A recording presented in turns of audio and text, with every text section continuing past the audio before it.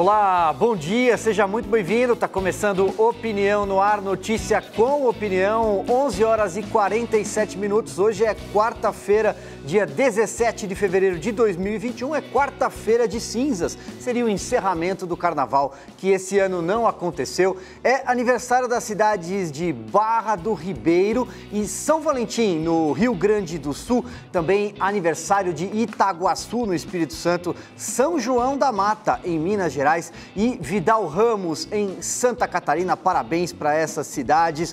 Muito bom dia, Amanda Klein, Guilherme Lopes, tudo bem? Olá, bom dia. Hoje começou cedo esse dia, tá quente, Opinião no Ar. Tá fervendo, é isso. Bom dia também para Rodrigo Constantino, que já está conosco direto da Flórida. Bom dia, Silvio. Bom dia, Amanda, Guilherme, todos que nos acompanham. Vamos lá, clima de quarta-feira de cinzas. Verdade. Lembrando que você que nos assiste aqui na Rede TV e também pelo YouTube, faz o Opinião no Ar com a gente, @Opinião Rede TV, participe, tem sempre também conteúdo extra no Instagram, no Facebook, a gente conta com a sua participação. O programa de hoje vai tratar sobre economia em tempos de pandemia, mas, evidentemente, vamos falar também do assunto do dia, a prisão do deputado federal Daniel Silveira. Bom, vamos direto à redação do Rede TV News. O Murilo Rincon vai fazer um resumo da notícia que fez Brasília ferver nessa quarta-feira e também as redes sociais. Bom dia, Navarro. Bom dia para todo mundo ligado aqui no Opinião no Ar. Olha, o deputado Daniel Silveira passou a noite detido na carceragem da Polícia Federal, que fica na zona portuária do Rio de Janeiro.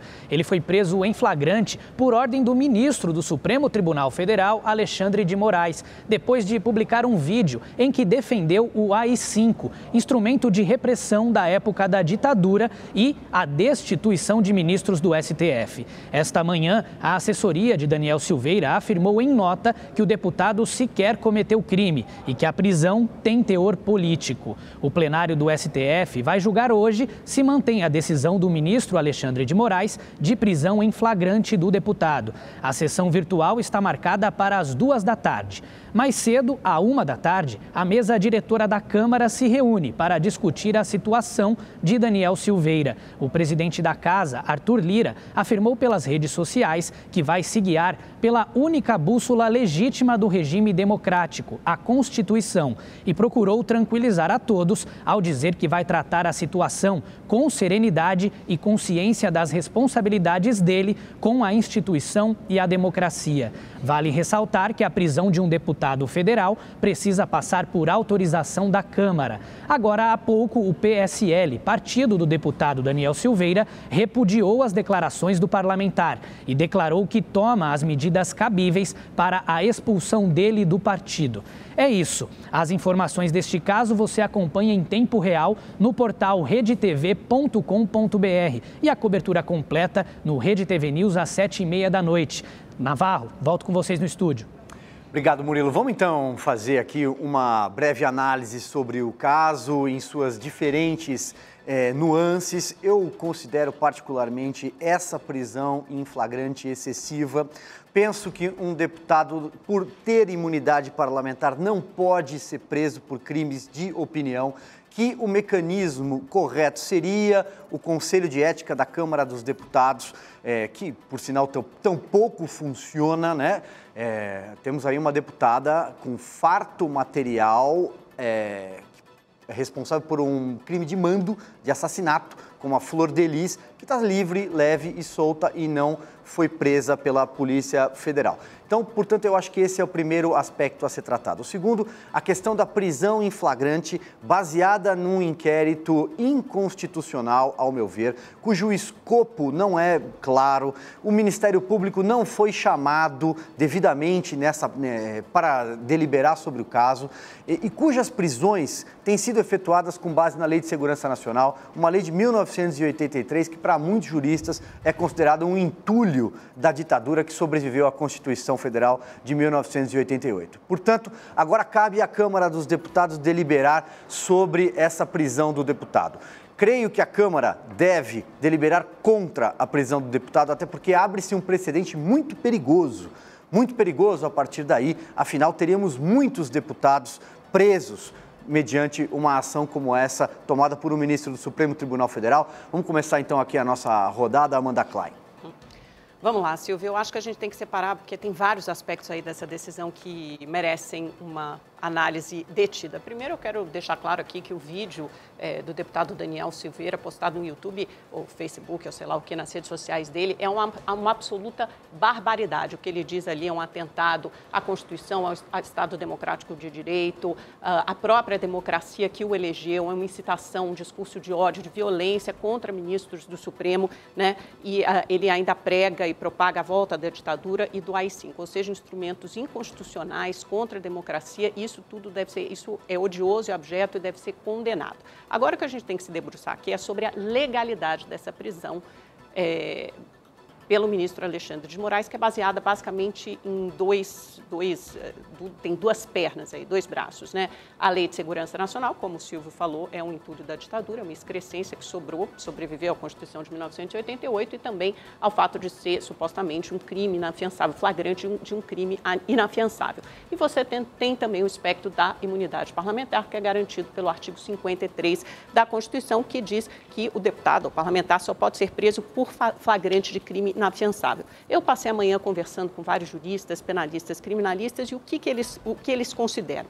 Que esse crime não é inafiançável, até porque a Lei de Segurança Nacional não prevê a inafiançabilidade. O Código de Processo Penal só prevê como inafiançáveis o que a Constituição diz que é inafiançável. Então, seria muito estranho, de qualquer forma, o ministro determinar a prisão de um parlamentar, mas isso não é inédito. Já aconteceu lá em 2015, com a prisão de Delcídio do Amaral, senador do PT, era líder do governo na época, e naquela época também a prisão do ministro, pelo ministro Teori Zavascki, que foi amplamente comemorada, porque era visto como uma bandeira da moralidade, né? Um deputado preso pela Lava Jato. Então, você tem esse aí um outro aspecto, né? Sobre a restrição da liberdade de expressão, um desses juristas fez uma ponderação que me pareceu muito boa, que é o seguinte: a restrição de liberdade de expressão por ameaça à democracia precisa ter um elemento de credibilidade. Então, não basta você chegar ali num vídeo, como todo mundo, vou derrubar a democracia, volta à ditadura, volta ao AI-5. Isso precisa ter uma investigação, isso precisa ser respaldado por uma investigação mais robusta, que encontre elementos. Esse deputado está se reunindo com golpistas, ele realmente pretende dar um golpe. Então, essa ameaça à democracia, ela precisa ter mais robustez, mais credibilidade, ela precisa ser amparada por uma plausibilidade, e isso não está claramente nesse vídeo, a gente não encontra isso claramente nesse vídeo. E depois e tem a questão também da imunidade parlamentar, né? Alguns juristas acham que claramente o deputado está falando com a base dele ali, que é uma base que apoia essas ideias, então que ele estaria sim no exercício da imunidade parlamentar, que contudo não pode ser um escudo para proteger contra qualquer coisa, e não é. O próprio presidente Jair Bolsonaro é réu 2 vezes no Supremo Tribunal Federal por apologia ao estupro e por injúria contra a deputada Maria do Rosário. Então, é uma decisão estranha, né? De acordo com juristas e criminalistas com quem eu conversei, é uma decisão que faz uma certa ginástica ali na legalidade para prender esse deputado e fica com muita cara de vingança do Supremo Tribunal Federal. E aí o risco maior é o seguinte, é que ao atentar contra a Constituição, o Supremo Tribunal Federal acaba tornando um deputado que até então era um deputado de baixíssimo clero, com pouca expressão, em um mártir contra supostos abusos do STF. Então, esse é o risco. É uma decisão problemática e a decisão hoje da Câmara, provavelmente hoje, né, ao referendar ou não, ao confirmar ou não essa prisão, pode criar mais uma crise constitucional com o Supremo Tribunal Federal. Então, a repercussão é muito ruim. E a gente aguarda também a decisão do próprio plenário do Supremo Tribunal Federal, se vai formar também maioria em relação a essa decisão do Alexandre de Moraes. Guilherme, a gente falava agora há pouco sobre até a questão do vídeo, né? A questão do YouTube, disso ser uma prova para o resto dos tempos. Pois é, Navarro, algumas coisas nessa prisão, alguns elementos chamam a atenção. É lógico que a gente percebendo pelo vídeo, dá para perceber os excessos cometidos pelo parlamentar, só que o que chama mais a atenção é o que foi usado para determinar a prisão em flagrante. O que seria a flagrância, a prisão em flagrante? Se ele está cometendo o crime naquele momento ou se havia acabado de cometer esse crime. E a própria Constituição Federal diz que desde a expedição do diploma, os membros do Congresso Nacional não poderão ser presos, salvo em flagrante de crime inafiançável. O que foi usado como justificativa para decretar a prisão em flagrância? O vídeo que foi postado nas redes sociais, abre aspas, como o vídeo permanecia no ar e era replicado nas redes sociais, havia flagrante permanente. Então, o que se abre para discussão nesse momento é o seguinte: um vídeo que determinada pessoa postou com ataques contra uma instituição há 5 anos, há 3 anos, hoje serve como prova para prisão em flagrante? Eu conversei mais cedo com um criminalista que chamou atenção para outro fato também, que é a expedição do mandado de prisão em flagrante, coisa que até então ele nunca tinha visto. E claro que isso abre um precedente perigoso, não só nesse caso, mas para outros casos que porventura possam vir, mas é um precedente também que a Câmara vai analisar hoje quando se reunir para decidir se mantém ou não a prisão do parlamentar. Um exemplo bem claro, quando eu estava conversando mais cedo com esse criminalista, ele me disse o seguinte: imagine que uma pessoa foi xingada no sábado à noite, um crime de calúnia, e na quarta-feira essa pessoa é encontrada pela polícia e prende ela em flagrante por esse crime de calúnia. Qual que seria a justificativa? Que esse xingamento ficou ecoando no ar para justificar essa prisão em flagrante? Então, é uma brecha que se abre um tanto quanto perigosa nesse caso.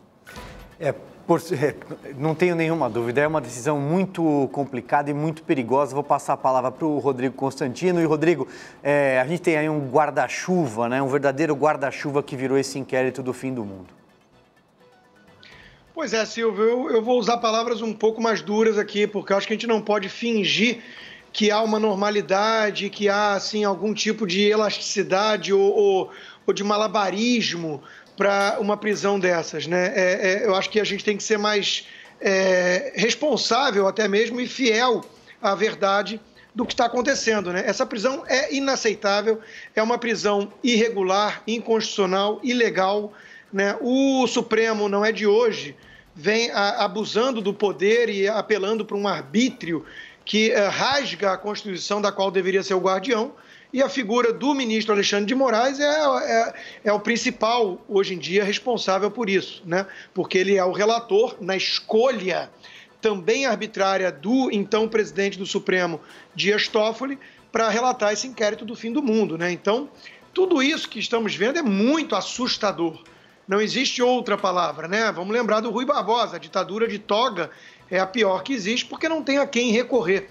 Então nós estamos agora dependendo da Câmara tomar uma decisão que vai colocar em jogo aí o futuro da nossa democracia, né? A maior ameaça que existe à democracia brasileira hoje, não tem a menor dúvida, vem do próprio Supremo, né? E desses ministros que sequer juízes são.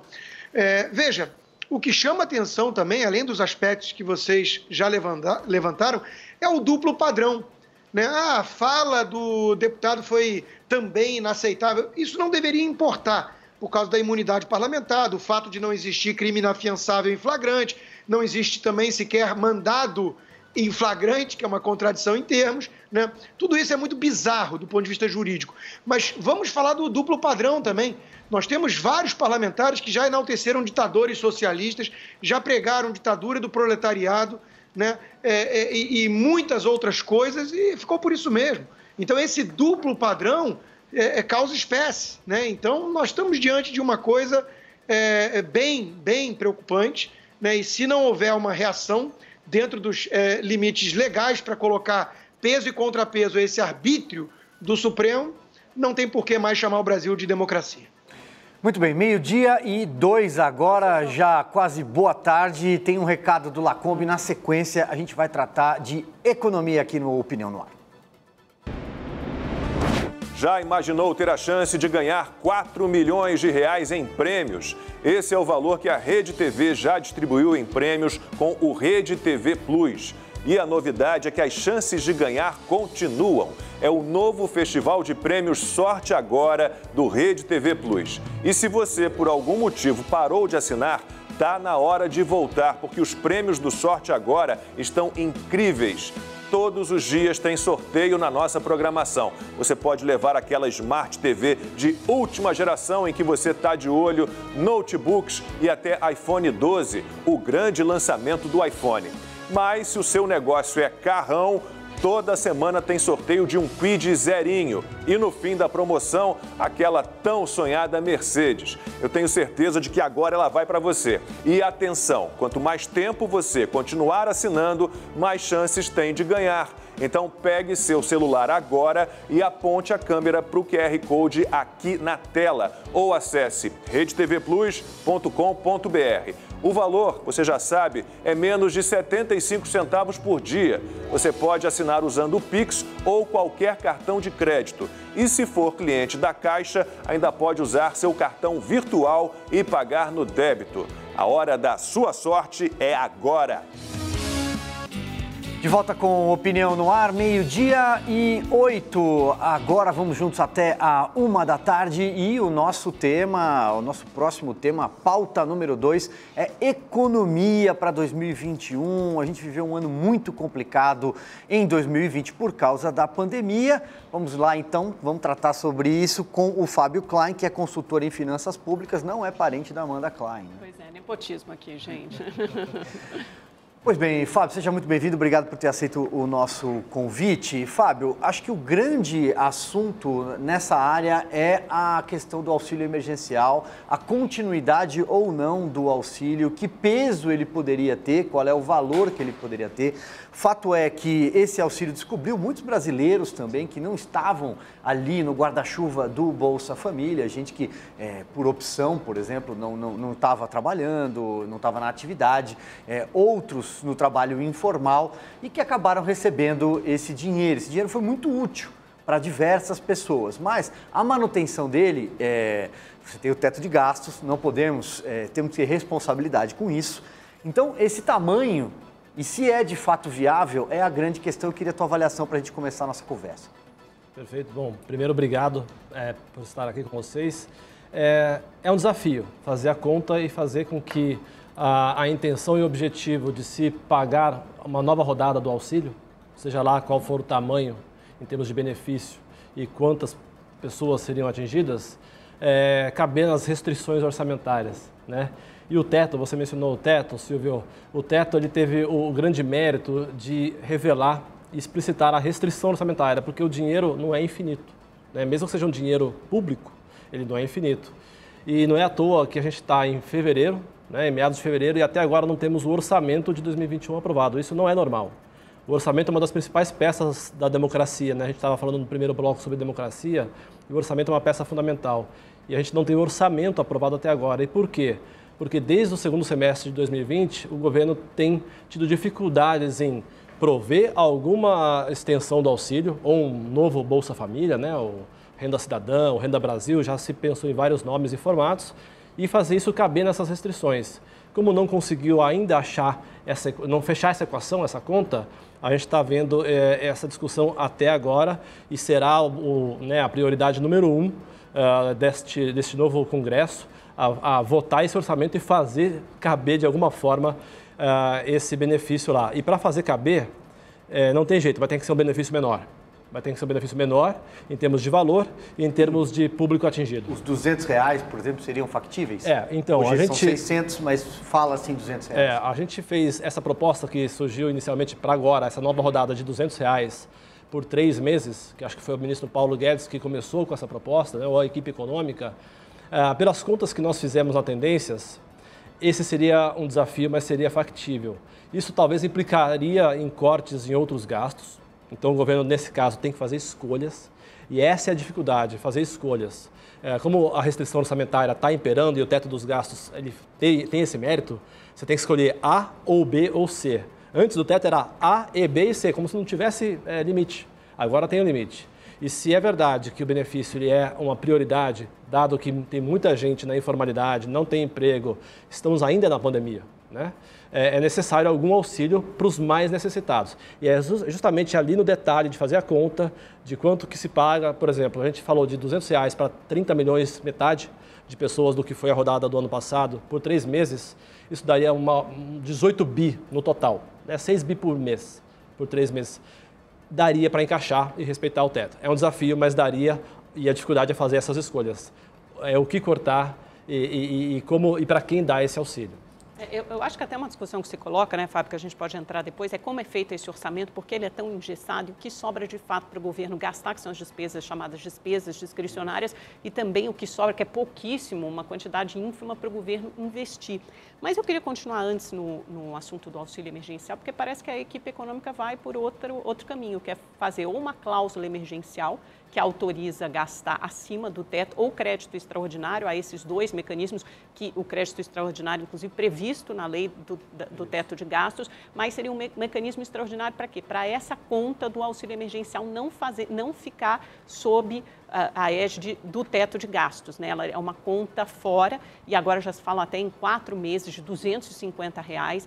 Então, parece que a equipe econômica, pelas últimas declarações do ministro Paulo Guedes, vai seguir esse caminho da cláusula emergencial e com contrapartidas, que é isso que ele quer deixar claro. Eu queria saber como é que funciona exatamente esse mecanismo. Cláusula emergencial, como isso se viabiliza isso juridicamente e com contrapartidas. Que contrapartidas são essas? É possível as contrapartidas para essa conta talvez seja até mais de 18 bi, né? Perfeito. Amanda, isso aí, essa outra alternativa é como se fosse um cardápio de possibilidades, né? De como pagar o auxílio, qualquer que seja, e respeitar o teto dos gastos. Tem várias opções. A primeira que eu estava comentando seria o normal, né? Fazer um orçamento onde se cria o auxílio e se respeite o teto. Só que isso é muito difícil, né? A gente vai tentar fazer uma malandragenzinha pequena. No fundo, essa outra alternativa é aquela alternativa que você acaba sendo refém de fazê-la em função da necessidade e da vontade, inclusive da classe política, de pagar um auxílio um pouco mais pomposo, né? Para um número maior de pessoas por mais tempo. E aí não dá. Se você quiser pagar um auxílio de R$300 por 4 meses, é quase impossível respeitar o teto. O teto fura, né? Isso não seria em si um problema, porque a própria regra do teto prevê seu rompimento, tá? Mas vamos deixar isso de lado. O que o governo agora está pensando? Bom, eu quero pagar um auxílio maior e como isso vai estourar o teto, eu tenho que ter uma espécie de saída lateral, né?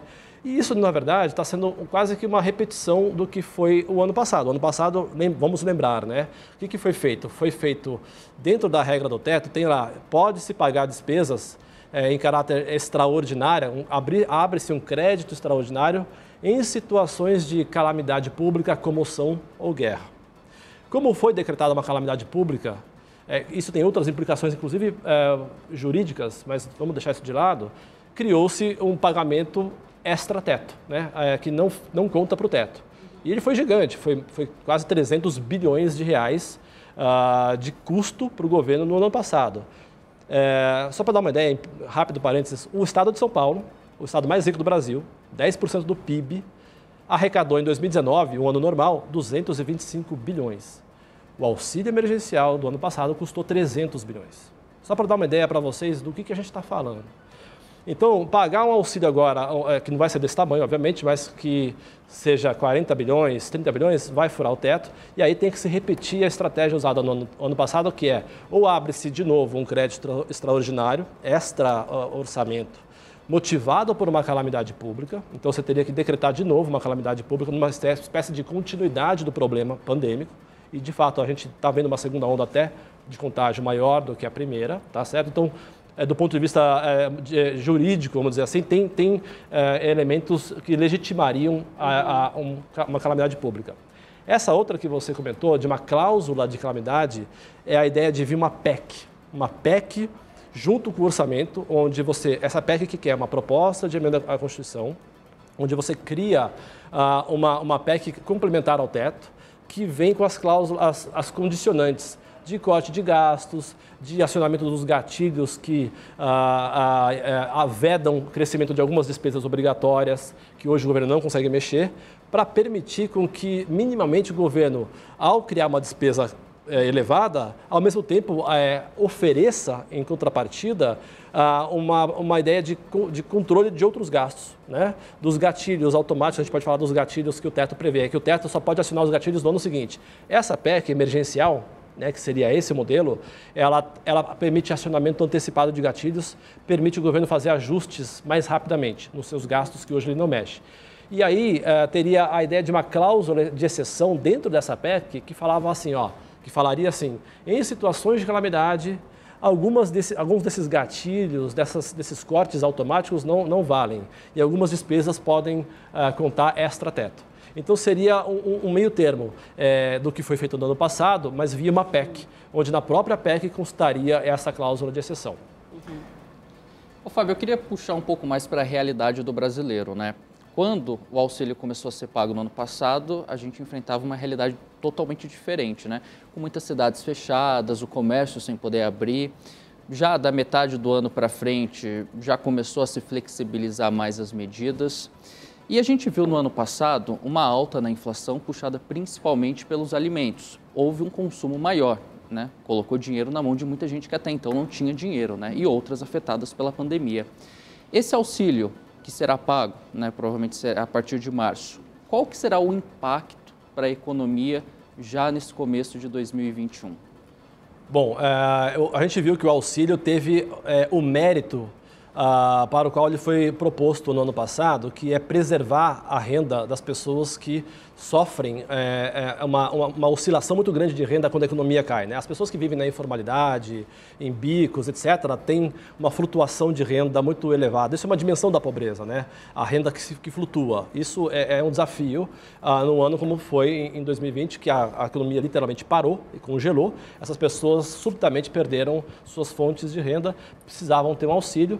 O auxílio veio, ele teve o mérito, inclusive a gente viu esse mérito numa queda menos intensa da economia do que se pensava inicialmente. Inclusive a gente viu uma retomada de setores, como você mencionou, né, Guilherme, no varejo, no consumo de bens mais essenciais, como alimentação, né, principalmente alimentação dentro de casa, e também itens para ter uma casa melhor, né, ou ficar em casa também fez com que as pessoas começassem a gastar mais com materiais de construção, também foram outros itens que sofreram ali um efeito de inflação, que foi uma combinação de uma renda maior com uma realocação da demanda em função do ficar em casa, né? E fora outros fatores externos que eu não vou comentar, que também afetaram o preço de alimentos no Brasil. Tá? Não foi só efeito de demanda, tá? Que o auxílio causou. Então, nesse sentido, esse mesmo propósito de manter alguma atividade para essas pessoas, uma renda que vai puxar algum consumo, isso tem, né, um benefício em termos de economia, de atividade econômica, tá certo? Para alguns setores mais do que outros, principalmente para bens, como a gente viu e aconteceu. Ele pode vir acompanhado de algumas pressões inflacionárias, né? Na verdade, a gente vai carregar uma pressão inflacionária do ano passado, que não vai embora até em meados de junho. Quando a gente olha a inflação em 12 meses, né, olhando uma espécie de inflação no ano cheio, ela deve continuar crescendo até junho, batendo quase 6%. Se a gente vem com esse auxílio, essa pressão vai ser ainda maior, então tende a ser ainda maior. Então, de um lado, você tem o benefício de uma atividade econômica ali continuando, principalmente para as pessoas mais vulneráveis, isso é importante, né? Mas a gente também pode ter esses efeitos inflacionários que a gente observou no segundo semestre do ano passado.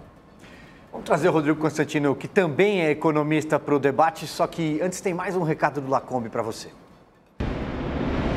A hora da sua sorte é agora. Se você que é assinante do Rede TV Plus já está participando dos sorteios do Sorte Agora, tem chances reais de ganhar todos os dias. Eu sei que você é esperto e quer ter vantagem, né? Então aponte a câmera do seu celular para esse QR Code premiado aqui na tela e pegue seus pontos. Mas corre porque ele fica aqui por apenas 5 minutos.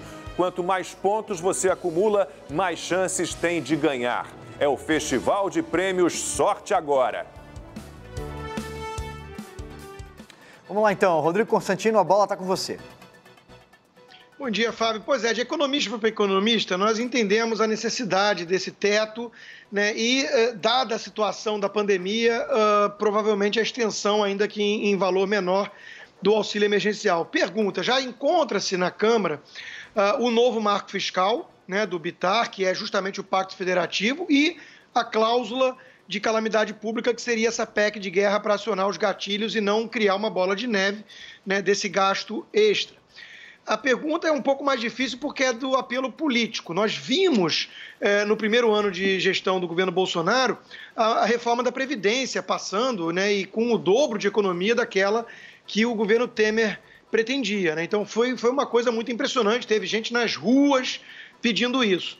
A pergunta que eu faço é se você acredita que há essa sensibilidade política para aprovação disso. O ministro Paulo Guedes, se eu não me engano, queria em 3 semanas logo aprovar as duas, né? Porque uma depende da outra. Se aprovar só aumento de gasto, a gente sabe o que vai acontecer. Então, você, do ponto de vista político, você acredita que já há maturidade no Congresso para entender a urgência disso?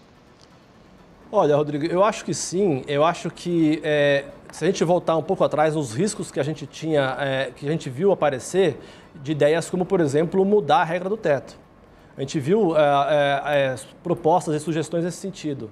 E quando surgem essas ideias que botariam a perder um processo de consolidação fiscal que o Brasil está fazendo desde 2016, no governo Temer, e marcado principalmente, mas não só, pela emenda do teto, porque também teve outras importantes reformas, né, que complementaram, e aí a reforma da Previdência no governo Bolsonaro talvez seja um segundo grande marco, ideias que andariam 2 casas para trás, né, do tipo, vamos mudar o teto para poder caber alguns gastos lá. Isso, os mercados financeiros, os agentes econômicos reagem rapidamente de forma negativa a essa possibilidade, porque isso alimentaria o retorno ao nosso problema potencial de insolvência fiscal. O governo literalmente não ter dinheiro para honrar seus compromissos financeiros e sua dívida. Eu acho que, me parece que esse risco está afastado. Não que ele não exista, né? Mas parece que este Congresso está atento para esse risco, não vai fazer movimentos nesse sentido. Então, a proposta do texto substitutivo do Márcio Bittar, que é a proposta mais enxuta de uma PEC emergencial, ela primeiro, eu acho que isso é importante, ela preserva a regra do teto. Ela não quer dar uma derrapada nesse sentido. Mas ela entende da necessidade de fazer uma transição numa quase pós-guerra que a gente está vivendo, né? Para que a gente consiga fazer essa transição, mas respeitando alguns mandamentos de consolidação fiscal, de melhoria das contas públicas. Esse é um processo transitório, a gente tem que dar conta de fazer essa transição no curtíssimo prazo, ou seja, prover algum auxílio. A necessidade de política fiscal ativa para proteção ainda é importante e o Brasil não é diferente do resto do mundo. O mundo inteiro está fazendo política fiscal ativa. Quando eu falo política fiscal ativa é de preservação e de combate à piora da atividade econômica que a pandemia está trazendo, principalmente aos mais vulneráveis, mas a gente não pode perder de vista um outro grande risco, que é o risco fiscal. Eu diria, para resumir, que o Brasil tem 2 grandes desafios que eu costumo comentar, né? O desafio de achatar a curva da pandemia. Lembra que no ano passado a gente falava de achatar a curva? O que era achatar a curva? Era evitar que a curva de contágio e de mortes crescesse de forma absoluta. Essa curva está aumentando de novo, a gente está vendo essa segunda onda em patamares superiores. Então a gente tem que achatar a curva da epidemia, mas uma segunda curva que a gente tem que achatar é a curva da dívida pública. Então a gente tem 2 desafios, um de curtíssimo prazo, que é o da pandemia, e um que vem quase que junto, né? E por isso que a ideia de fazer uma PEC emergencial junto com o orçamento, que é achatar a curva da dívida, porque se a gente só resolve o primeiro caso e faz vista grossa para o segundo problema, que tem a ver com a insolvência fiscal, a gente tem um grande problema aí econômico para resolver. Fábio, saindo um pouquinho ali da questão da ginástica orçamentária que terá de ser feita, imagino até que a Amanda vai tratar sobre isso ainda, eu quero aqui tentar trazer um pouco do que o pessoal que faz opinião no ar com a gente está escrevendo nos nossos chats. Estamos praticamente quase todos os dias entre as lives com maior audiência no YouTube, por exemplo. O pessoal pergunta o seguinte: olha, eu trabalhava numa agência de turismo, eu trabalhava num bar que fechou, eu trabalhava numa loja no shopping que também fechou. Há uma perspectiva real de reaquecimento desses setores que foram afetados ali no seu coração por conta da pandemia? O setor de eventos, por exemplo, praticamente segue parado. Perfeito. Esses setores que você mencionou, Silvio, são basicamente setor de serviços, né? Se a gente separar os grandes 3 setores da economia, a agropecuária, a indústria e os serviços, qual foi o mais afetado pela pandemia, pela própria natureza do lockdown, né? O setor de serviços. E o setor de serviços, ele foi o pior no ano passado. A indústria até começou a recuperar, o mercado de bens, né, o comércio também teve alguma recuperação, mas serviços ficou parado e ele é o mais intensivo em mão de obra, né? E a retomada do setor de serviços, que está previsto agora em 2021, a gente conseguir uma melhoria desse setor, que está atrasado em relação aos outros, ele depende fundamentalmente disso que eu falei, da capacidade da gente dar conta do problema pandêmico, do problema da epidemia.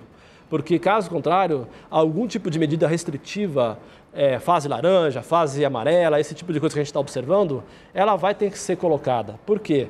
Porque se a gente não faz isso, a gente vai, de novo, pressionar o sistema de saúde.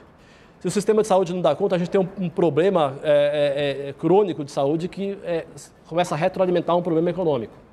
Então, o setor de serviços depende da nossa capacidade de dar conta do problema epidemiológico. E isso, qual é a principal estratégia? É a vacinação, não tem jeito. Mas a vacinação, ela tem todo um tempo para acontecer, né? E a gente está vendo aí, a gente está melhorando esse processo no Brasil, a gente bateu cabeça, a gente perdeu um pouco de tempo, mas a gente está começando a entrar nos trilhos. Mas mesmo entrando nos trilhos, pela velocidade com que a gente está vacinando, a gente talvez não consiga vacinar a população inteira neste ano.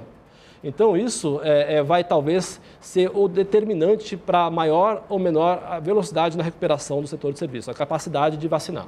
Só para pegar um gancho do que ele falou da vacinação, a gente viu que tem muitos países que realmente não estão conseguindo acelerar a vacinação, visto, por exemplo, a Alemanha, a gente tratou até disso aqui ontem. Existia uma grande esperança nisso, a aceleração da vacinação para conseguir imunizar boa parte da população para a economia sendo retomada.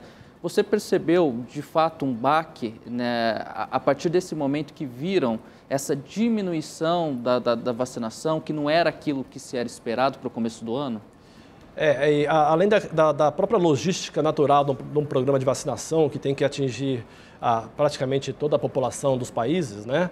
A gente tem o desafio de o vírus continua circulando.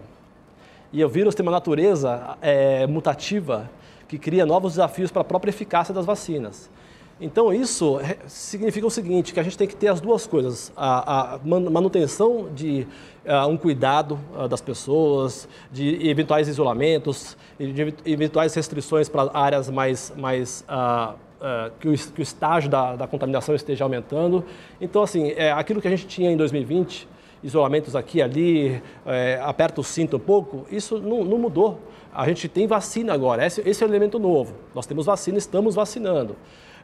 Mas a corrida da vacina e a corrida do vírus é o grande desafio. A corrida de 2021 é essa. É o vírus correndo e ele acaba correndo com outras cepas, né, outras variantes, e a corrida das vacinas. Então, esse é o desafio de 2021 em qualquer país. Tanto que os países da Europa, a gente vê segundas ondas super fortes também. Por quê? Porque a gente está vendo a capacidade de contaminação mais elevada dessas novas cepas. E aí isso cria novos riscos para a eficácia das vacinas. Então, Guilherme, eu diria que é o seguinte, mesmo países avançados, esse vai ser, vamos dizer, o mote de 2021. A corrida do vírus, a corrida da vacina. E a corrida do vírus vai depender da nossa capacidade como sociedade também ficar atento para evitar que essa corrida do vírus ganhe da corrida da vacina, né? Eu vou deixar minha pergunta do orçamento para daqui a pouco ainda, que eu quero pegar um gancho aí em toda essa conversa, porque parece que a gente continua na mesma sinuca de bico, a gente e o resto do mundo, né? Não é?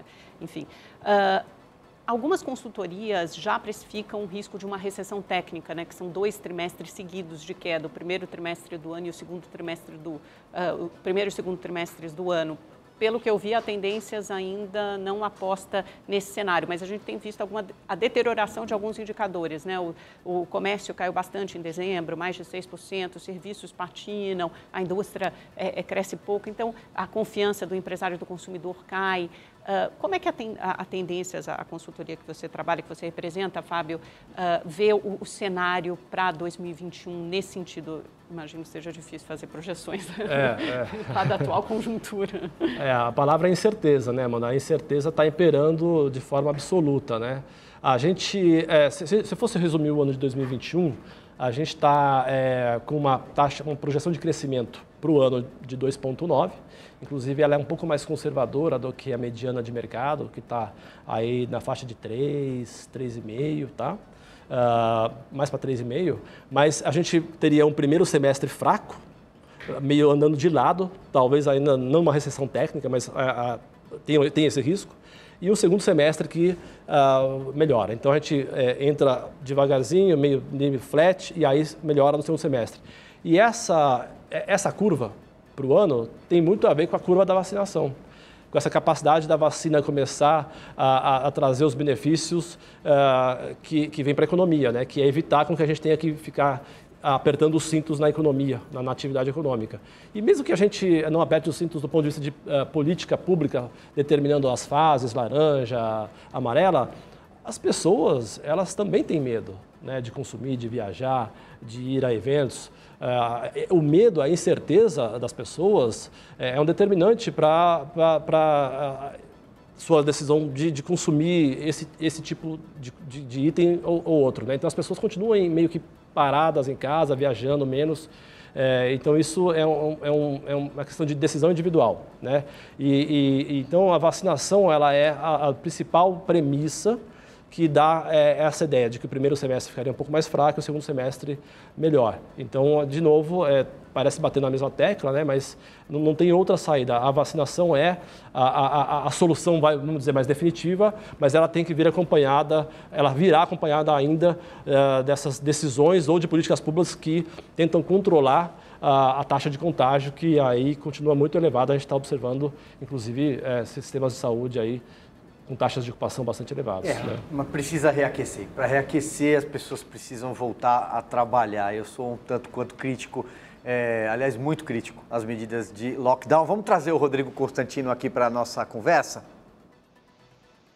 Pois é, Silvio, eu não queria nem entrar nessa seara porque nós somos leigos no assunto, somos economistas, não epidemiologistas e tudo mais, mas a verdade é que desde o início esse debate está interditado. Os especialistas entendem de uma área e, às vezes, ignoram a complexidade do fenômeno todo. Eu não sei se a premissa é muito verdadeira, viu, Fábio, de que as pessoas é que estão com medo e viajando menos ou consumindo menos, indo menos a bar ou restaurante. Se fosse assim, não precisava um governador com um viés autoritário impor tantas restrições. Mas eu quero te perguntar sobre a agenda de reformas. Qual é a sua expectativa? Isso também é importante para desobstruir aí esses entraves ao crescimento, né, e até mesmo a sinalização para o mercado, junto com as privatizações, né? Nós tínhamos um comando da Câmara dos Deputados que vinha contribuindo para, de alguma forma, boicotar ou sabotar essa agenda. Queria saber o que você está esperando daqui para frente. Olha, em termos de agenda, a gente tem basicamente duas agendas econômicas importantes. Uma é uma agenda, vamos dizer assim, de afastar o problema, que é um problema hoje do Brasil, o grande problema que é uma trava para o crescimento de longo prazo, é o nosso problema de endividamento público, né? É o nosso problema fiscal. Desde 2014, o Brasil, né, como país, o setor público, ele fecha em déficits, ou seja, ele gasta muito mais do que arrecada, apesar de termos feito reformas. Esse déficit vem diminuindo, mas a cada ano que você tem um déficit, a dívida só vai aumentando. E a gente teve um déficit estratosférico em 2020, como parte da política de combate à pandemia, né? O governo não poupou recursos para combater a pandemia. Inclusive, o Brasil ele se destaca como um ponto fora da curva, no sentido de que ele entra na pandemia muito mais endividado do que os países emergentes, relevantes. A gente tinha uma dívida, pela métrica do FMI, que é uma métrica diferente da nossa interna, de uma dívida de 90% do PIB, enquanto a média dos emergentes era 50%, 55% do PIB. Então, a gente entra mais endividado, parecendo um país rico, né? Que tem dívidas até de 100% do PIB, né?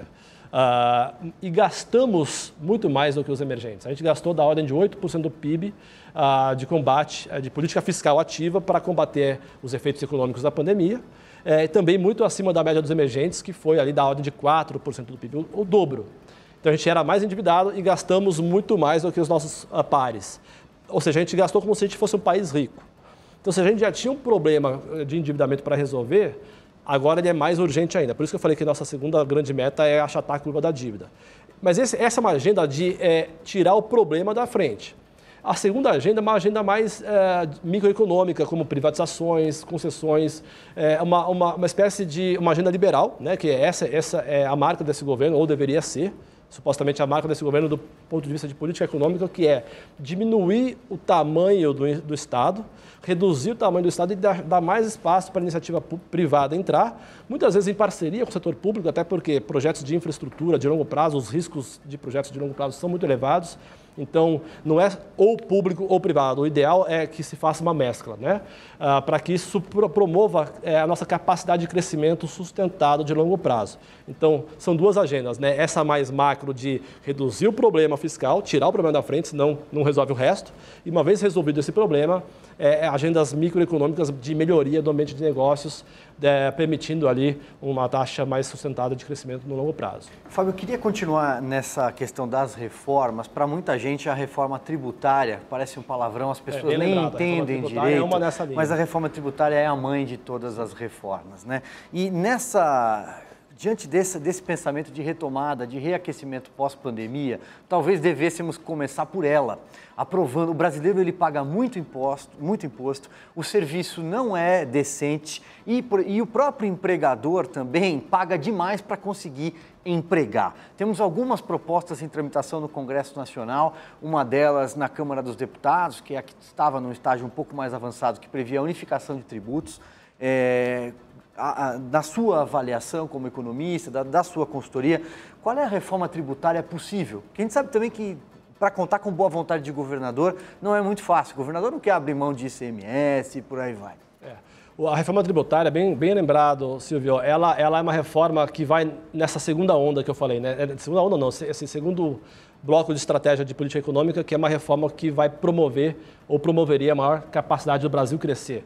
A reforma tributária, ela, nesse caso, vamos falar da PEC 45 e da PEC 110, que elas... A 45 é justamente essa da Câmara, de autoria do deputado Baleia Rossi, que concorreu à presidência da Câmara. Perfeito. Elas têm algumas diferenças, mas ambas visam uma reforma do imposto sobre o consumo no Brasil, né?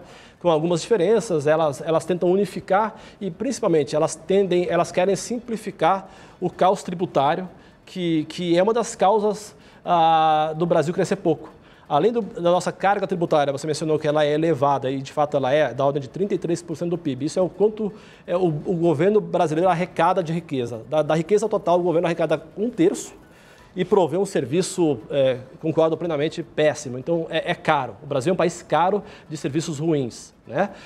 E, além desse nível ser elevado, a complexidade tributária faz com que seja mais custoso ainda pagar imposto no Brasil, né? O empresário que paga imposto sofre, né? São várias horas, acima de qualquer média internacional, são escritórios de advocacia no interior das empresas para poder cumprir com as obrigações tributárias.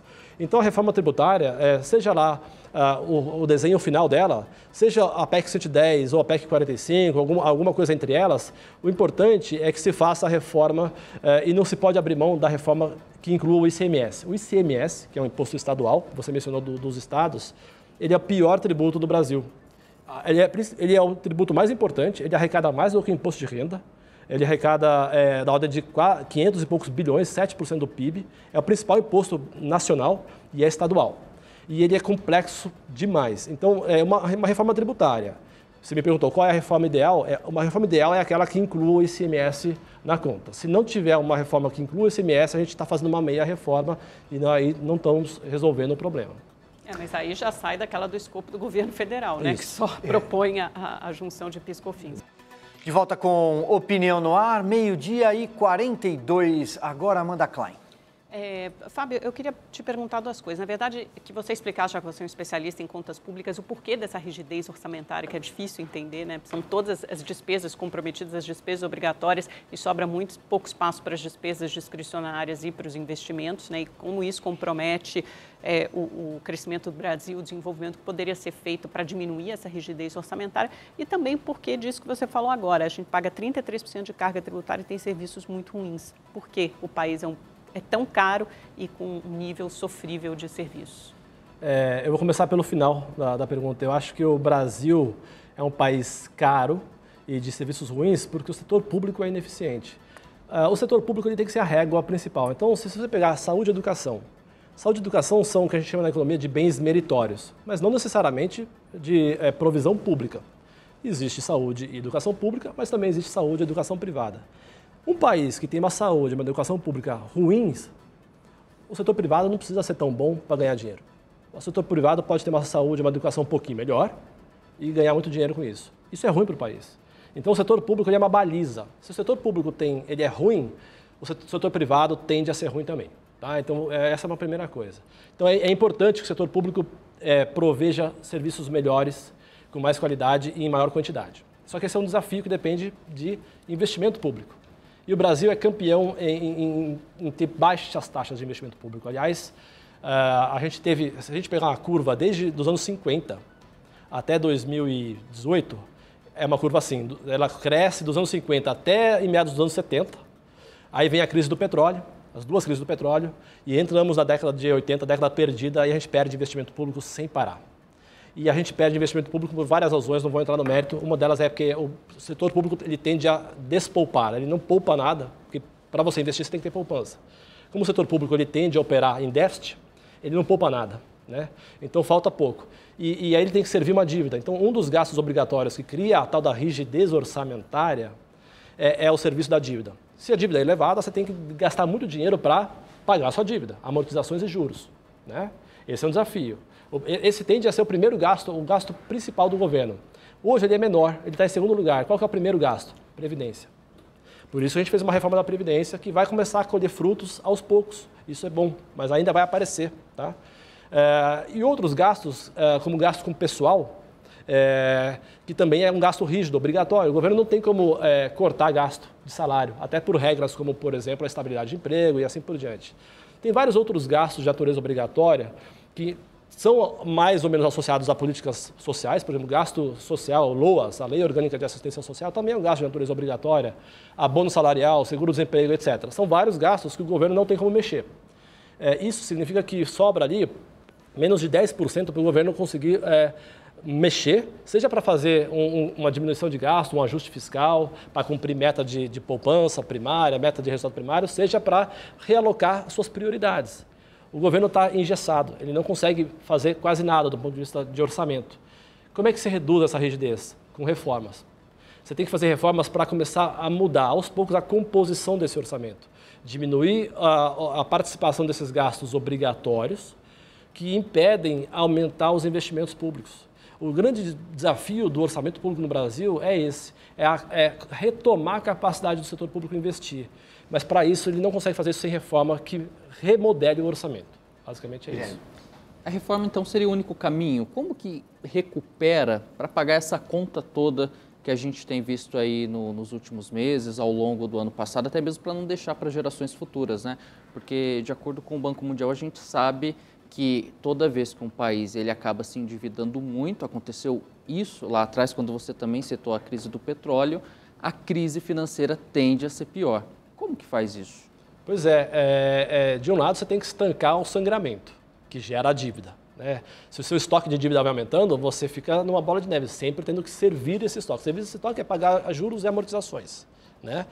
A gente vai estar com uma dívida agora monstruosa herdada do ano passado, porque a gente gastou muito, né? Então a gente já tem uma herança aí a honrar para os próximos vários anos de uma dívida elevada. Para estancar o sangramento, eu tenho que parar com o meu déficit. Eu tenho que gastar menos do que eu arrecado. Então, para arrecadar mais, vamos aumentar a carga tributária? Não. Isso é custoso para o país. A gente já tem uma carga tributária elevadíssima, cara. Isso não é um bom jeito de resolver o problema. Sobra o quê? Cortar gastos. Mas cortar gasto demanda reforma. O governo não consegue cortar gastos que são obrigatórios, como a Amanda colocou da questão da rigidez. Como é que eu corto gasto com o pessoal, se não for via reforma?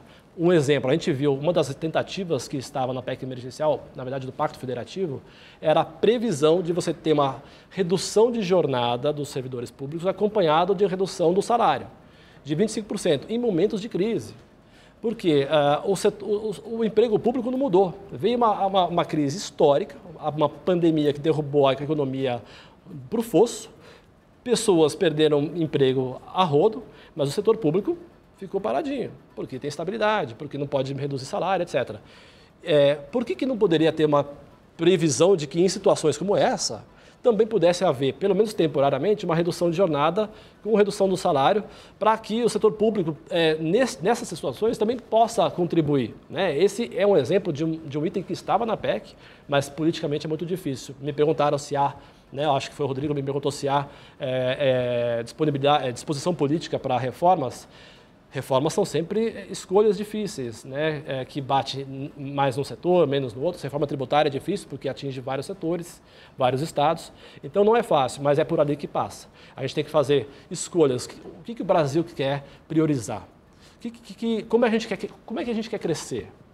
O que a gente acha que são os direcionadores, os propulsores do crescimento? O que são os limitadores do crescimento? Qual é o gasto bom? Qual é o gasto que não produz crescimento? Essas discussões aparecem na reforma. É através da reforma que a gente vai fazer isso. Então, não são discussões fáceis, não é à toa que até hoje a gente não tem uma reforma tributária. Eu concordo que criou-se um espaço melhor do ponto de vista dos estados, dos governadores, porque os governadores estão perdendo a arrecadação com o ICMS, essa que é a verdade. A coisa está mudando a tal ponto que os governadores estão percebendo que é melhor reformar o ICMS para manter alguma capacidade de arrecadação. Então, essas discussões todas, Guilherme, passam pelo Congresso, e é na reforma que a gente vai conseguir criar esse espaço. Qualquer pessoa dentro da sua própria casa sabe que para fazer ajuste é preciso cortar gastos e tudo isso passa pela diminuição do tamanho do Estado. Eu até entendo que o Estado deve ser provedor de alguns serviços públicos como saúde, como educação, mas o Estado não pode ser responsável pelo seu futuro. Está na hora da gente enxugar esse funcionalismo oneroso, é uma casta privilegiada que justamente tem esses benefícios e quem paga é a gente, o pagador de impostos. Rodrigo, vou passar a bola para você, você faz a sua pergunta e aí na sequência a gente vai fazer um rápido intervalo e o Fábio responde já na reta final do nosso programa. Eu vou fazer mais assim um desabafo como pergunta, mas é o aspecto cultural que está faltando nisso, né? Pesquisas mostram, por exemplo, que muita gente no Brasil, até por desconhecimento do funcionamento da máquina pública e da economia, né? Odeia político, mas defende o Estado como solução para tudo, né? O governo brasileiro, por exemplo, não gasta pouco em relação aos países da OCDE em educação, mas gasta muito mal. E ser provedor não necessariamente significa que ele devesse oferecer o serviço. Talvez ele pudesse dar um vale, né, o dinheiro na mão dos mais pobres para poder bancar um ensino privado, que seria muito melhor em termos de qualidade. Então tem muitas coisas que a gente tem que mexer aí, mas a pergunta que eu faria para o Fábio é esse aspecto cultural. Até que ponto a população brasileira entende isso e não fica nesse paradoxo, né, de que reclama o tempo inteiro do governo, dos políticos, mas apresenta como solução para tudo o Estado e depois reclama de uma carga tributária muito elevada com os serviços prestados lamentáveis. 12h55, faltam 5 minutos para 1h, já aqui na reta final do Opinião no Ar. Fábio Klein, então, respondendo ao Rodrigo Constantino. Bom, o Rodrigo comentou sobre a contradição da cultura brasileira no sentido de que você reclama da classe política, que os políticos só pensam no seu bolso, mas sempre pedem assistência do Estado, presença do Estado e assim por diante. Não vou entrar muito nesse mérito, mas para meio que, de certa forma, corroborar o que o Rodrigo colocou, o Brasil, apesar de ser um país de renda média, um país na média, né, mas com vários bolsões de pobreza, ele ainda é um país cuja assistência social é elevada. Se a gente pensar apenas o que a gente gasta de previdência mais assistência social, a gente gasta da ordem de 13% do PIB de previdência e assistência social. Esses 13% é uma métrica similar à de países como a Alemanha, né? Um país que é muito mais velho, no sentido da sua demografia, né? A idade da população alemã é muito mais elevada do que do Brasil. O Brasil ainda é um jovem adulto, né? E ainda assim a gente gasta 13%. A gente parece uma Alemanha com nossa previdência e assistência social. Isso mostra que a gente tem um grau de assistencialismo bastante elevado para um país relativamente jovem.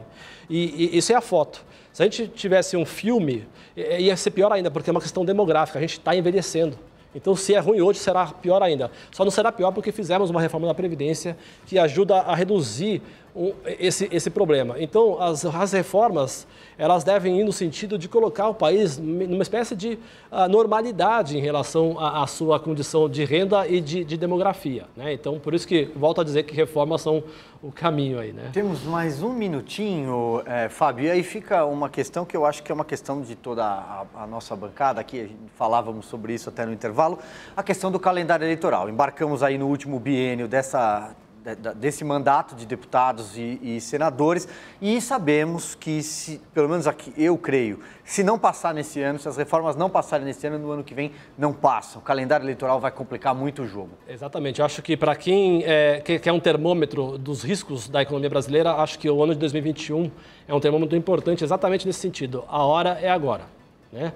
Ou a gente resolve esses problemas este ano, porque é muito difícil, quando a gente fala de reforma, a gente está falando de PEC, emendas à Constituição, que é o rito mais complicado, né? São 3/5 de aprovação nas duas casas, né? Na Câmara e no Senado, em 2 votações. É super difícil. E em 2022, ano eleitoral, dificilmente a gente vai ver isso acontecer. Pois é, quero então agradecer ao Fábio Klein, da consultoria Tendências, economista. Mais uma vez, obrigado, Fábio. Seja sempre bem-vindo aqui à nossa bancada. Prazer.